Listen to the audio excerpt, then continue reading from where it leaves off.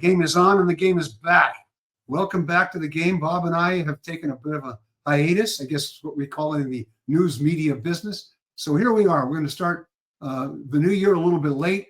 We thought we'd start with just Bob and I talking about doing almost a bunch of stuff we didn't have a chance to talk about during our hiatus, and also looking forward to an election year that looks to be a pretty dynamic year.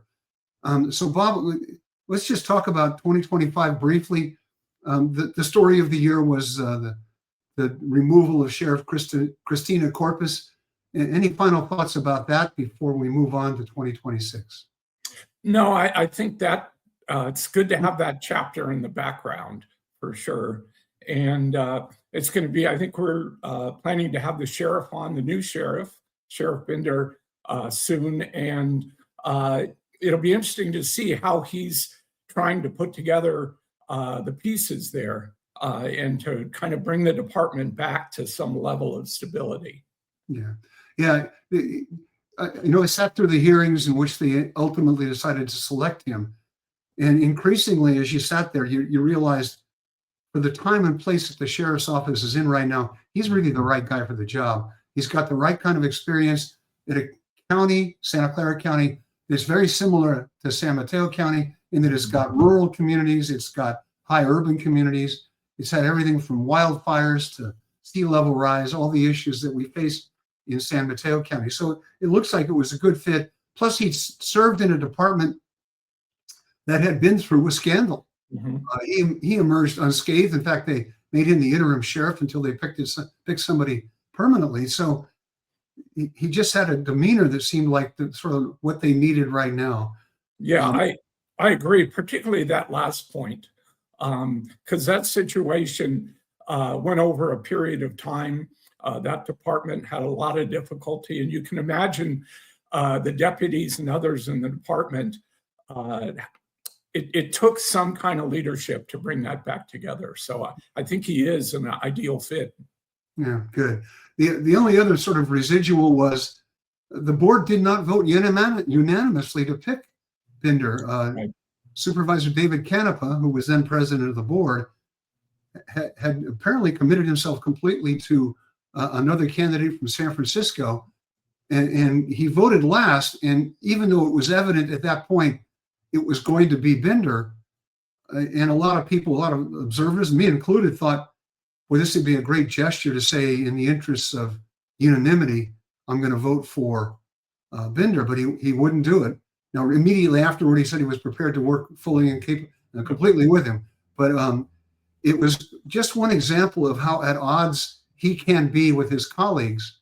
And we'll get into that a little bit later, I suspect, when we start talking about some of the 2026 races. But the other thing that the sheriff's dispute sort of glossed over is that these are members of the Board of Supervisors who don't always get along very well. And I know from your experience serving there, they may have not gotten along well all the time, but they kept it behind the scenes. They tended to work toward finding a consensus. This is a group that looks like 5 sole proprietorships in a lot of ways. It could provide some real interesting problems for them in the future. It'll make it more interesting. That's for sure. Yeah. Give you a lot to write about. Yeah, and exactly. us to talk about. Yeah. So listen, I just did a series of columns on the most influential people in the county. I know you had a chance to read them. The era we came up in and served most of our time in, it would have been very, very easy to pick 10 people, and everybody would have picked the same people. Would have been Warren Slocum, would have been Don Horsley, Jackie Speier, Anna Eshue, Dave Pine. I mean, the Board of Supervisors, Mike Nevin and Jerry Hill in their time. This was a much more of a challenge. And my analysis that I'd love your take on is that we're in a period of transition, that the old guard that we're probably part of, it has moved on, and that we're having a new group that has yet to emerge in terms of who's going to be the more dynamic leaders. Yeah, it'll be interesting to see 5 years from now.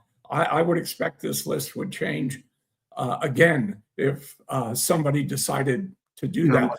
It's a good list. I think Yeah, I think that, the top two, Julie Lynde and Roseanne Foust, obviously represent two of the most politically significant organizations in the county.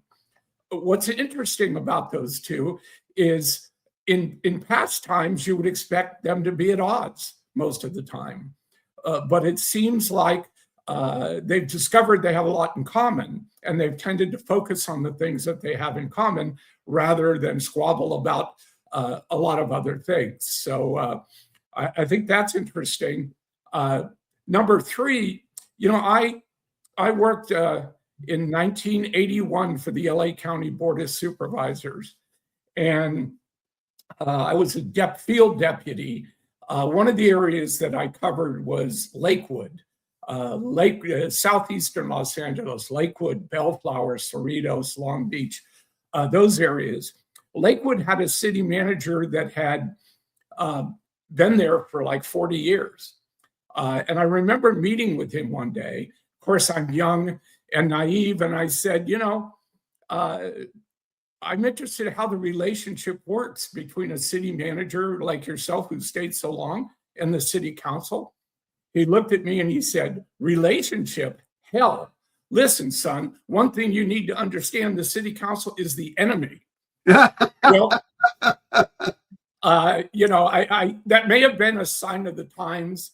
But looking at Mike Callaghy, who you have number three, Mike and John Maltby, who I worked a lot with, understood that you have 5 supervisors. If 3 of them decide they don't like you, you're going to be gone pretty quickly. But they build a relationship with each supervisor. They try to understand what that supervisor's priority is. And above all, they stay out of the political fray. They try to counsel the supervisors. And Mike has the additional ability in terms of working within the county, very popular, I think, with department heads. And to me, one of the things that jumped out about the whole sheriff fiasco was the reaction of the board members and people around them when the former sheriff tried to bring Callaghy in and somehow make him an issue. He's very well liked, very well respected, and I think that really hardened a lot of feelings. The other thing that's interesting about him is, hearkening back to what we just said about how the board is not really unified with a common sense of purpose, which gives him the freedom which he has exercised, although quietly and subtly. He often sets the agenda. Yeah, the county has a goal of virtual zero homelessness. Well, that's a Mike Callaghy initiative. During COVID, he really took the lead on how the county was going to be the service provider. One of the things that people don't understand about the county, which you do, is that really most of the social network programs, the social safety net programs, are administered at the county level.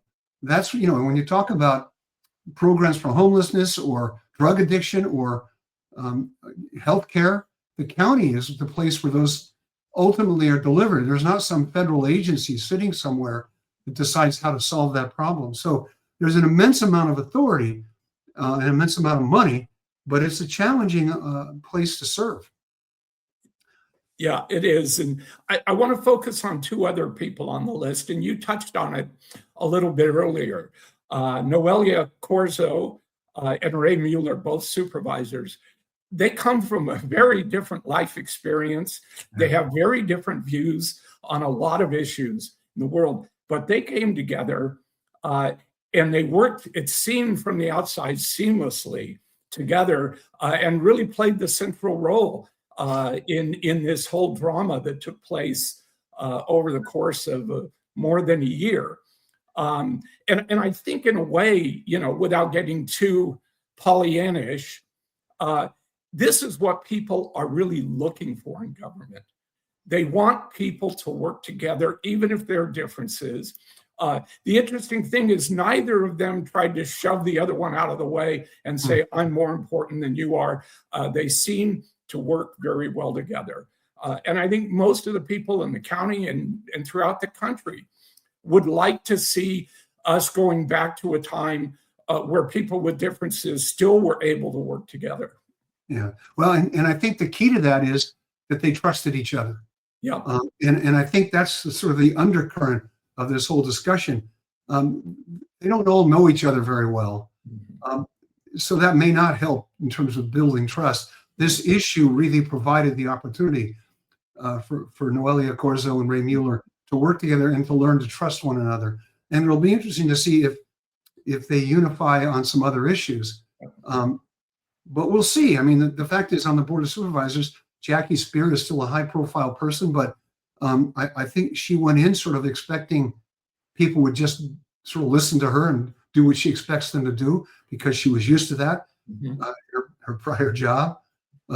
Frankly, none of them seem to trust Supervisor Canepa very much because they think he's only out for himself. And they've all had, at one level or another, some kind of experience where they thought they had an agreement with him and maybe turns out they didn't, or they didn't have the one they thought they did. And then Lisa Gaucher is still just finding her feet.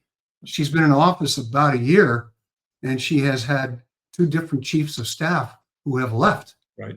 Which does not, as you know better than I do, does not speak well. And it raises some interesting questions. We'll see what kind of initiatives she's able to take in the future and whether or not she can do so with meaningful support. There's a city manager that I went in to talk to one day and asked him, how do you manage a new supervisor or a new city council member who's barreling into your office and I'm going to do this, I'm going to do that, I'm going to do this. And when I'm done, I'm going to do everything else. And he said, you just wait till they're done. And then you say, do you have 3 votes? That's the challenge. It is. And I think that's going to be a challenge for this board. Yeah. The other thing about the board is last year, things were kind of frozen in place to a great degree. So much attention, so much focus on the sheriff's issue that this year, that's not there. And so new issues, new agendas, and things like that are going to come to the forefront.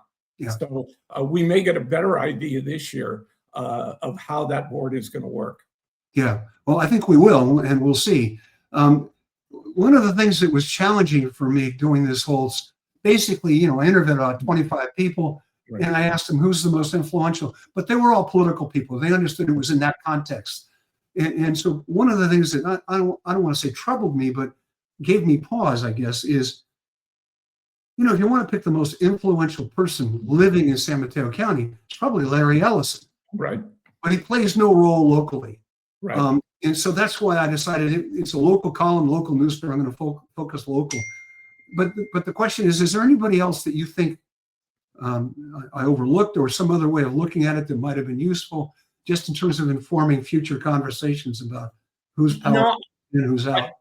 I think the 3 columns that you had really touched on a lot of different people. When you and I were talking about this a year ago or last year sometime, my first reaction was, 5 of the 10 richest people in the world live in the Mid-Peninsula area, not all in San Mateo County, but Larry Ellison, Larry Page from Google, Mark Zuckerberg, Sergey Brin from the co-founder of Google, and Jensen Huang, who is the founder of NVIDIA.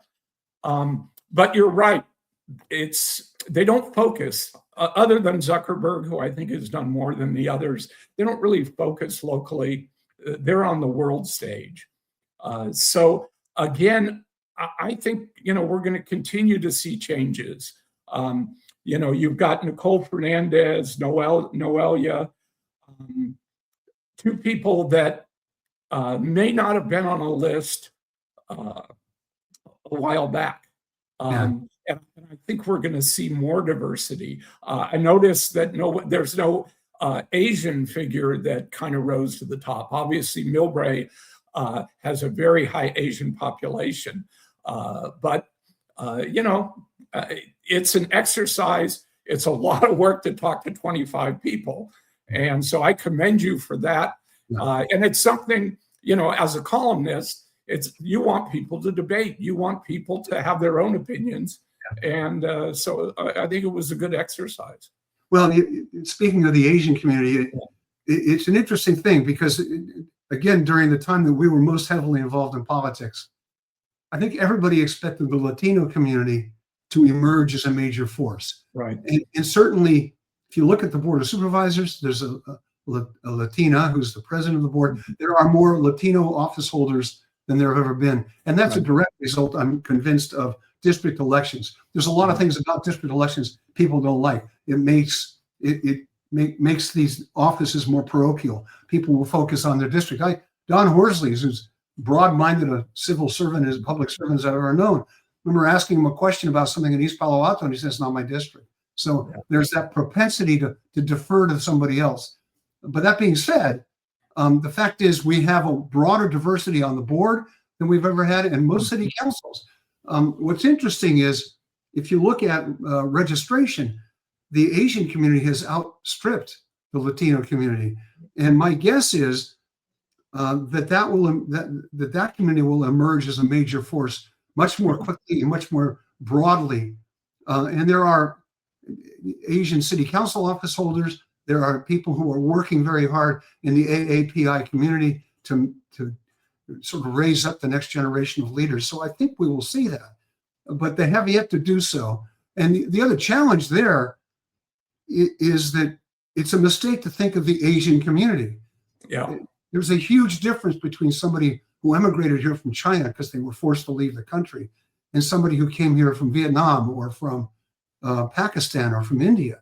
And so historically, ethnic communities, when somebody from their community runs, they tend to unify around the person. I don't know if that's going to be the case, but you mentioned Millbrae, something like 70% of the population there is Chinese or of Chinese descent. So it's a group of people who are coming, and they seem much more economically engaged and politically engaged than, frankly, the Latino community does. Right. So that was something to look to in the future. Speaking of the future, we have a number of races coming up in June and November. Almost every city council, if not every city council in the county, has an election in November. But right now, we have some races in June. And who'd have thought, gee, there's going to be a hot race for assessor? But Mark Church has stepped down after I don't know how many years in office. David Canepa, who has long been openly talking about running for it, announced hours later. And it looked like he was going to have no opposition, but instead we now have Jim Irizarry, who has been Mark Church's chief assistant for many, many years in the race. The Labor Council has endorsed Canepa, and they're formidable. That's why Julie Lynde is at the top of the top 10 list. Meanwhile, 3 of Canepa's 4 colleagues have endorsed Irizarry, not Canepa. Jackie Speier among them. Jerry Hill's endorsed. Dave Pine. What's your take on this race? Well, I normally, when you look at a race, the overriding factor is name identification, particularly in a countywide race like this. But there is significance to a ballot designation, what you have next to your name on the ballot. That comes into play more in these kinds of offices than, say, necessarily a supervisor or some other position. Having the labor endorsement, Canepa, having a donor base that he's proven he can raise money, certainly would give him tremendous advantages. One of the interesting things beyond the ballot designation and the endorsements is that I've lost my trend of thought again. It'll come. In the meantime, what's interesting to me about the job is it's not a political job. Yeah, well, and that's exactly what I was going to say. And I think that Irizarry has the message, the narrative that's even more important now than it would be at any time in the past. And that is we shouldn't politicize this office. And obviously, when people think now about politicizing offices, they think about Trump, who's not very popular in San Mateo County. And so that narrative is very powerful. And in a well-run campaign, if you have an issue like that, you need to focus entirely on that issue. You need to pound away on that issue. You need to look for opportunities to try to claim that, in this case, Dave Canepa is a political animal. And that really what you need is somebody who has been part of this department, which really has had a remarkable reputation going back to Marvin Church, in terms of how we run elections, how efficiently they're done, how quickly results are given. So I think he needs to pound away at that. But the problem is, I don't know him that well. He's an independently wealthy guy. And even though he has endorsements from a lot of high profile people, traditionally that doesn't translate into money. Right. And so he's got to have enough resources to really push that narrative out there. And if he can, then I think that there's a real shot. There are two ways you raise money: either based on your own ability to go into a room full of people and convince them to give you money. And Canepa has a skill at that. He has. We saw 4 years ago when he ran for Congress.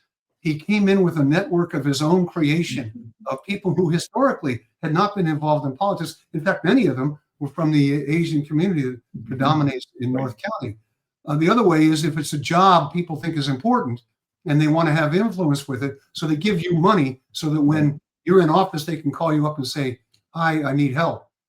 This is not one of those offices. No. Nobody's lining up to give money to the assessor because there's no, we had a guy who ran in Santa Clara County, Rishi Kumar, who actually said during the campaign when he was running for assessor, he was going to lower property taxes. It was absurd. It doesn't do that, can't do that. Their only job is to make sure that the tax bills get out on time and that they're accurate. It's the same with all the, I like that the name clerk is in the title of the job because that's a very accurate description. It is their job to get these governmental agencies to run well. Yeah. And there's no money in that for some contractors. I guess there is in some level or another, but it's not the same kind of thing, kind of influence you can have when you're in the legislative position. So it'll be very interesting to see what happens here. Yeah, I think it will be. And, I think Jim has his work cut out for him. It'll be interesting to see if there's actually somebody emerges, consultant running his campaign. I think that'd be very helpful. Maybe, if you look at the lineup of people who endorsed him right away. Yeah. They're all experienced political people, some more than others. So then the question is, do they really step up, or is this the extent of what they're going to do? Right. Are they going to go raise money for him? Are they going to take the top political consultant they know and say, "You go do this"? Yeah, that's all possible. But we've also seen this kind of endorsement, and that's the full extent of what happens. So it'll be, so that's the challenge, because the Labor Council. I don't know if they're going to have people walk on precincts for this race. I'd be surprised if they did. Yeah. But that still means mail. It still means money. Now, the labor union money goes where the Labor Council tells it to go. So, and Canepa, as we said, has his own network. And I used to joke he's like God. Wherever two or more are gathered, he has been there. If you're involved in any kind of community activity in this county, and you haven't met David Canepa, it's because you decided not to walk across the room and shake his hand, because he is literally everywhere. One more thing local before we move on to some of the other stuff, because the assessor's race is interesting in the larger national context. There is every 8 to 10 years, as you know, they form a committee to review the county charter. San Mateo County is one of like 17 counties in the state, I think, that has a charter rather than some other sort of legal instrument. So they're reviewing it to see what should or shouldn't be added or deleted from the charter. But the most intriguing one is a proposal that the president of the Board of Supervisors be designated the mayor of San Mateo County.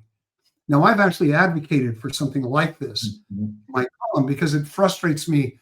There'll be a story about some regional issue, and you see San Francisco, San Jose, and Oakland quoted, and it's like San Mateo County doesn't exist. And that's particularly true in transportation issues. But what's your take? Well, I think that the president of the Board of Supervisors is a rotational position.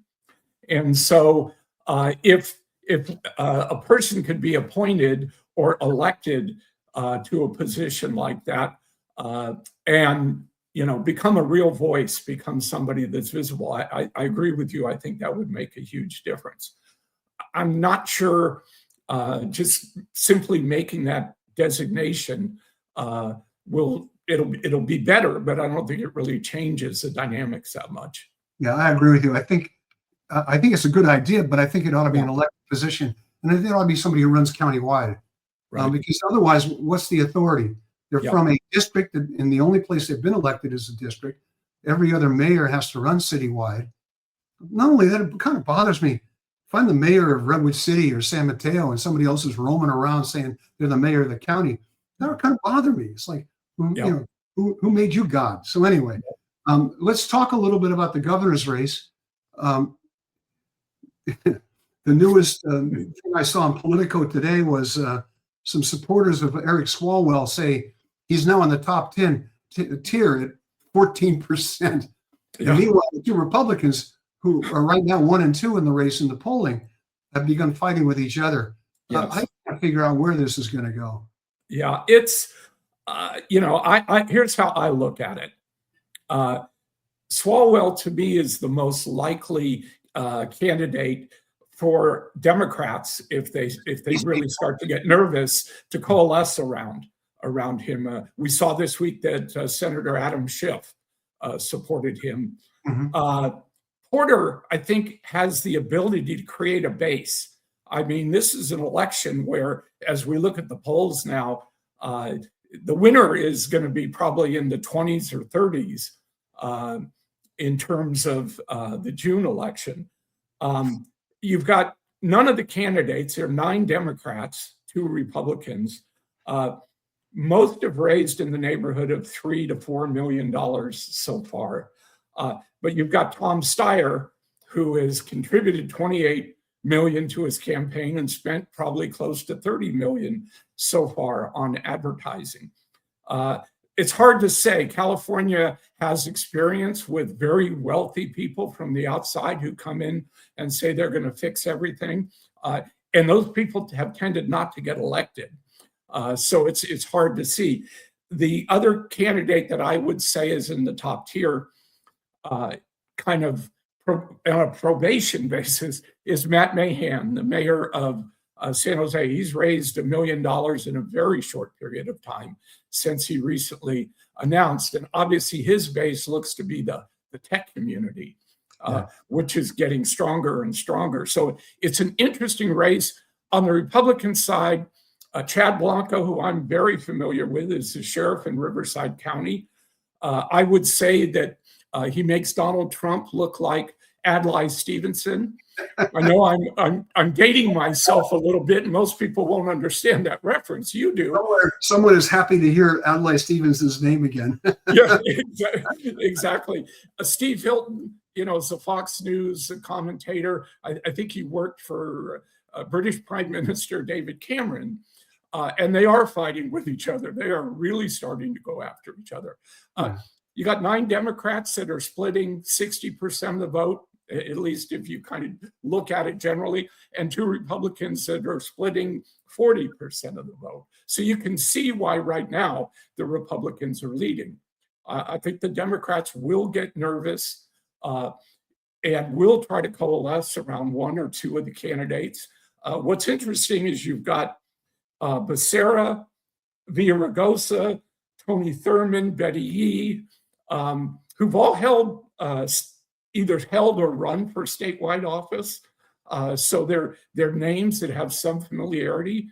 And that's the real danger for the Democrats. If people don't drop out at some point, you could get into a very tricky math problem in this election. Meaning that since the Democrats and Republicans are dividing up 40%, they could each get 19 or 21. And then the top Democrat gets 17. And you have the 2 Republican general in the election. We should add that the primary is not a traditional primary anymore, the top two vote getters, regardless of party, end up running again in November. And the Democrat, whoever it might be, would love to run against a Republican. Absolutely. Which may be why none of them, right now, somebody has to start pressuring some of these 9 Democrats. Some of them have to get out. Somebody has to be telling them it's not there for you this time. Yeah. Yeah. Well, I mean, I was going to say Tony Thurmond has raised $180,000 so far. So that might not even get elected assessor in this county. Yeah, exactly. So, but you know, people who run for office don't get out easily. Yeah. They get up every morning, and if you're a guy, you're shaving the face of the governor. You know, it's fascinating with Speier that the amount of money he has spent. And it's clear the one thing he has not done is make people like him. He comes off as kind of unlikable. It's like, gee, I don't want to spend 4 years with this guy. Right. Mahan is the new flavor of the month. Right. And Silicon Valley can certainly back him. But the only problem Mahan presents to me is it seems to Swalwell. Swalwell was the only Northern California in the race. So that would have been enough to get him 20 to 25% of the vote. But now with somebody else in, that's, I think, one of the reasons why you're seeing people moving towards Swalwell is because they realize that this is his chance, and maybe they can get Mahan to drop out. You know, the fact is the tech industry doesn't have the glow about it that it used to. And so much of their support for Mahan is built around the billionaire tax, the proposal that's now initiative that's in circulation now to add a 5% tax to anybody with income over $1 billion. And I know that's always been troubling to you, Bob, but because of your income, yes. But you know, I don't even think that's all that popular. But I don't think it's driving people toward Mahan, except the Silicon Valley people who were all billionaires. Again, what Mahan, what they can bring to him is money, both the direct contributions or having an independent expenditure committee. So, you know, California, Gavin Newsom spent $30 billion to get elected. In California, you have to be up in that $20 to $30 million range to really reach people across the state. Yeah. You know, it used to be that a political rally in San Francisco was 4 people watching TV in the evening. Well, that's not the case. And that's the other odd thing about Steier's. He's on TV, which, you know, and he's buying NFL stuff like that, but it just isn't the oomph that it used to have. Right. The midterms,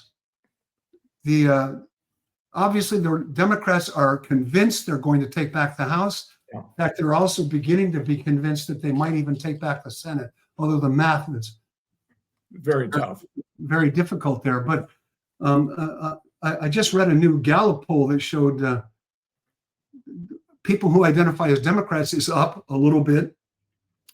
People who identify as liberal is up even more. And there's as you would expect, a drop in the number, equal drop in the number of people who identify as conservative and as Republicans.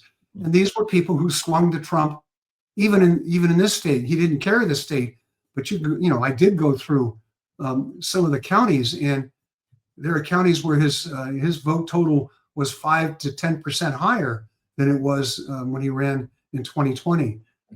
What's interesting is there's a huge surge in people who declare themselves, 56% who declare themselves independent. 40 years ago, that was 25 or 20%. So it's a pox on all of you, I think is what it's about. So then the question is, where does that go? Is there enough dissatisfaction with Trump and his policies? Because everybody, I think, is almost immune now to his personality. Right. In terms of having it being a deciding factor. If you're upset about Trump and the way he behaves, you were never for him to begin with. Exactly. But obviously somebody was, and it was because they thought, well, I like what he's going to try and do. So the question is he doing those things, or is he losing support because of it? Yeah, he clearly, 2 areas that he's lost significant support. One is independence, and the other is Latino males, which, as you recall, was such a big deal in the last election.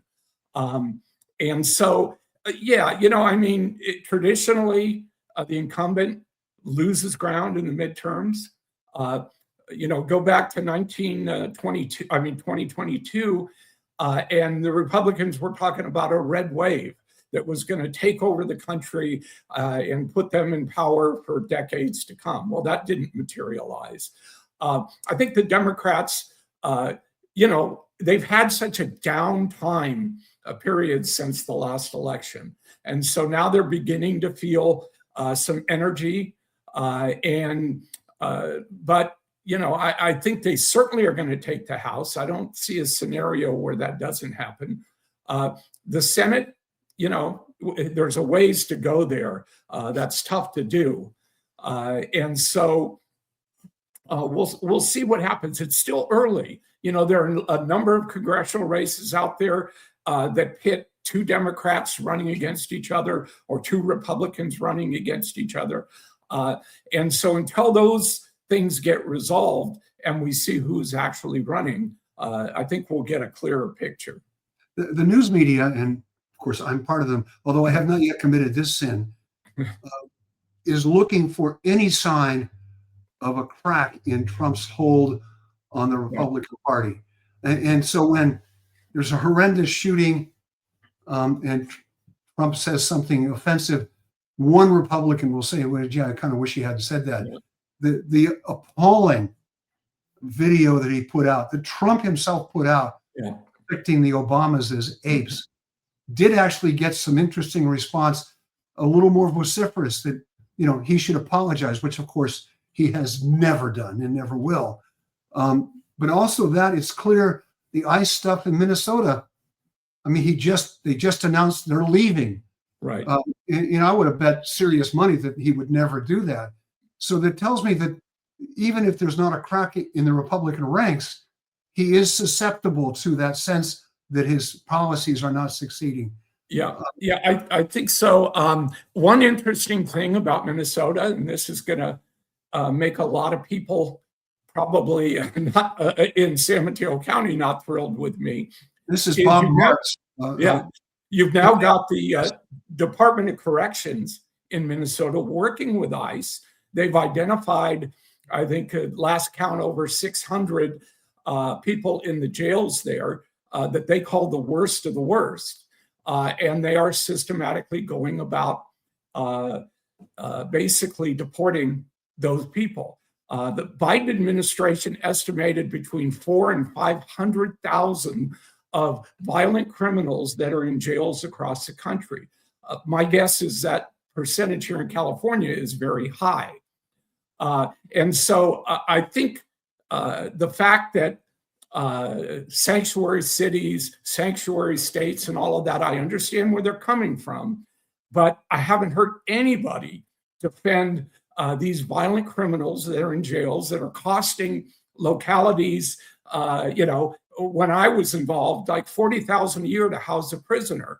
You've got jail overcrowding and all of that. So to me, that's the way this thing could move forward. Both Holman and the head of the Departments of Corrections have said that, we're now working together in concert. You wouldn't expect that to come out of this. Clearly, people don't want roving bands out there picking people off the street. While a majority of people still believe every illegal should be sent out of the country if they're here illegally, I certainly don't agree with that. But I do think very strongly that there's got to be some cooperation, particularly when it comes to a jail population where you've got people that are easily identifiable as bad guys, bad women, whatever you want to say. Well, it's an interesting question, zero cooperation with ICE. And what you're saying is, and I hadn't thought of it until you brought it up, which is they're finessing the issue. They're eliminating the sort of explosive element of these guys roaming around the street. And they're not police officers. They're not even well-trained. I mean, when they shot that woman, Renee Good, in the car, I mean, I've hung around cops for years, and they all said the same thing. Write down the license plate. You can go to their house later and get them when you need to. This was nuts. And none of them would admit to thinking it's a good idea to stand in front of a moving car. Right. No, even if he wasn't, the idea that he was claiming he was, it's like, well, what are you doing there in the first place? So making that part of it go away may be what they have figured out they need to do. Because the fact is, people do believe there are too many people in this country who shouldn't be here, who are bad for this country. Right. The flip side is, especially in our area, we all know people who are probably in this country illegally, but are making important contributions, whether it's raising their family, sending their kids to school, paying taxes, doing work that a lot of our children would never do. I mean, I love this idea that they're taking jobs from Americans, because it's about all time all those white high school teenagers got off their asses and started picking strawberries. Yeah. The other interesting thing, and it goes back to a local issue, San Mateo County Board of Supervisors is on record, zero cooperation with ICE. Right. And when they were having that discussion, it troubled me, because I was thinking, there's no exception, and the anti-ICE advocates who were really pressuring the board at the time were saying, we want these people to get out of jail. They've done their time and they're allowed to go back to their family. And my first thought is, well, what if they went to jail because they beat up their family? Yeah. Maybe they shouldn't go back there, Right. And in fact, Ray Mueller tried to offer up some, what I regard as fairly modest amendments to it. And that's when David Canepa launched a tirade in which he called Mueller a racist, and they rejected his view. But this is a problem that isn't necessarily been resolved here yet. And in fact, it's one of the questions I look forward to asking the sheriff. What is he going to do if ICE shows up in our community? And, suppose there's a group of protesters massed, facing 1,000 ICE guys, and the cops show up to try and mediate the situation. As a friend of mine said, which way will they be facing? Yeah. Will they be facing the ICE guys, or will they be facing the protesters? So it's, I think there's widespread support for the Biden administration let this get out of hand. Right. But the other thing that's interesting is that there's an effort in Congress to renew the idea that if you've been here X number of years and you've been essentially a productive member of society, you don't get citizenship, but you get to stay. Right. Right. And so they're looking for ways to finesse the controversy part of it, without, which is, as you're saying, cause people to overlook the parts of what they're doing that may have been what people wanted. Yeah. To me, the most insidious part of this, obviously, when you start shooting people in the streets, that's going to get attention, and it's not a good thing. But the level of fear that exists, and I see it because, obviously I know a lot of Asians. My wife is Asian, and Latinos down here. And the level of fear, even for people that are citizens, but may have a family member that came and has overstayed their visa, that to me is where it really strikes home to me that we just shouldn't have that kind of environment. The other thing that Trump did early on, which really kind of set me off, is he talked about quotas. We've got to have 2,000 a week that we're deporting. And once you start doing that, then the incentive is to find anybody that you possibly can and try to deport them. So it's hurt him politically, clearly. But I think there are ways to solve this and to work together. Hopefully that Minnesota example can be done in places like California and Arizona, New Mexico, places like that. Okay, but this is a political show. So what's the political fallout? Clearly they're worried about the midterms. Has this issue peaked too soon, and that by November it may not be the same issue? Or does it have staying power because of the anger he's generated and the fear? Yeah. 9 months, I think we're about 9 months away from the election. Things change very quickly. Yeah. Immigration, with all the hoopla and everything, his numbers on immigration, while they've gone down, they're still higher than his job approval numbers. And so, I think it's hard at this point to say what's going to be the issue. Things have a way of cropping up. But I don't suspect that Trump is going to be more popular. But I think that the trick is going to be Republicans being able to run their own race. Democrats have made a big deal about a couple of state legislative races in Texas where there's been a huge swing in voters, but a lot of those races have local overtones to them. Yeah. And so it's easy to overblow that. It's certainly, when you look at the numbers, should be disconcerting to Republicans. So, again, go ahead. All politics is local, especially when it comes to congressional races. But the other thing I think, and maybe this is a good way to wrap it up, but I think we've already proven running against Trump does not work. Yeah. You have to have some idea to give to people about, here's what I'm going to do. And it can't just be whatever it is, whatever he wants, I'm against it. Yeah. And so if you look at that state Senate race in Texas, the ads this guy ran were very issue oriented and very his own resume oriented. Mm-hmm. He doesn't talk about Trump in his ads. He talks about what he wants to do. That brings us to the word affordability. And there's no question that people are feeling a crunch economically. Gas is up another almost 50 cents here just in the past few weeks. So it's, it's the classic pundit thing to say. It remains to be seen. But yes, only time will tell. Yes, yeah.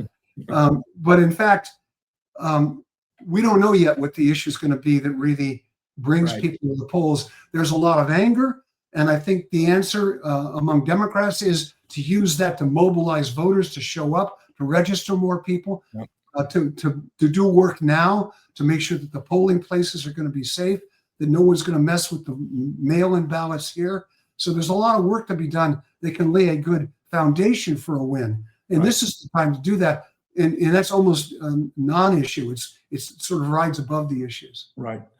Another factor is the Republicans have an unbelievable advantage in terms of money this time around. Now, again, the Democrats went through that down period.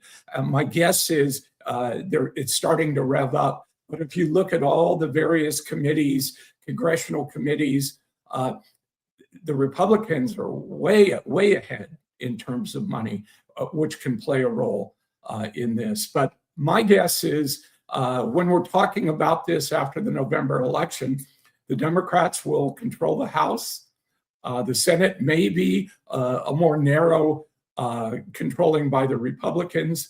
And the final 2 years of Trump's presidency are going to be kind of just a mishmash of, and I think the more he could become irrelevant, the crazier he'll get. And so, it's hard to say how this is going to play out, but, very soon we're going to be talking about the 28 election. And obviously there are a number of different candidates in both parties out there already running for 28. Well, we'll save 28 for another day. Yeah, that's right. At least for another week. Yeah. This has been fun, Bob. It's been great seeing you again. It's been fun to talk about all this stuff. And it's fun. Thank you, all of you, for joining us. It's been fun talking to all of you. And we will be back. We're going to do this every Friday at 10 o'clock in the morning, which means you can watch us live. God help us. But then we'll post it everywhere. Our producer, Frank Bravo, has been running our website address on there. And you can find us on Facebook, on YouTube, anywhere where you download podcasts, and on thegamepeninsula.com. So we're looking forward to a fun year. There's going to be a lot of interesting things to do. And on that note, I'm Mark Simon. I'm Bob Marks. Thank you for being with us. Thank you, Frank Bravo, for producing this. And we'll see you next time.